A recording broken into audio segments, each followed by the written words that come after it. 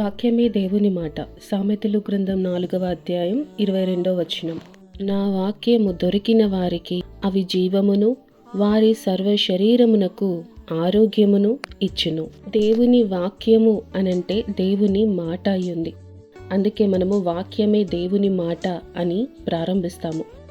ఆ వాక్యము ఎటువంటిది అంటే, ఆయన మనతో మాట్లాడుతున్నప్పుడు అది మనలోనికి జీవజల ధారలను ప్రవహింపచేస్తుంది. అవి జీవింపచేసే మాటలు. ఈ లోకములో ఎన్నో మాటలు, ఎందరి మాటలో మనం విని ముందుకు వెళ్తూ ఉన్నప్పుడు అవి నిన్ను మరణకరమైనటువంటి సమస్యలలోనికి తీసుకెళ్ళవచ్చు. నువ్వు ఆత్మీయత నుండి తొలగిపోయే, లోకములో పడిపోయే విధంగా చేయొచ్చు. నిన్ను దేవునికి దూరము చేయొచ్చు. కానీ ఈ మాటలు, ఈ దేవుని మాటలు నిన్ను నిత్య జీవములోనికి నడిపిస్తూ ఉంటాయి. జ్ఞానమును నీకు కలుగచేస్తూ ఉంటాయి. మంచి చెడులను గ్రహించే విధముగా నీకు బోధన చేస్తూ ఉంటాయి.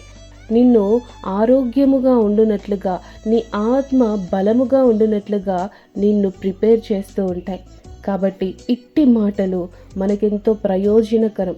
అందుకే నువ్వు దేవునితో సహవాసాన్ని ప్రతిదినం కలిగి ఉన్నప్పుడు, ప్రతిదినం ఆయన మాటలు ధ్యానిస్తూ ఉన్నప్పుడు నీ యొక్క జ్ఞానము, నీ యొక్క ఆలోచన విధానము ఎంతో ఉత్తమమైనవిగా మార్చబడుతూ ఉంటాయి. కాబట్టి ప్రభువు వీటిని నీ హృదయములో నుండి తొలగిపోనీయకు అని సెలవిచ్చాడు. నీ హృదయములో భద్రముగా ఉంచుకో అని సెలవిచ్చాడు. నువ్వు ఎప్పుడైతే ఆయన మాటల్ని జ్ఞాపకము చేస్తూ ఉంటావో, ధ్యానిస్తూ ఉంటావో, జీవము కలిగిన వ్యక్తిగా, ఆరోగ్యము కలిగిన వ్యక్తిగా జీవిస్తావు.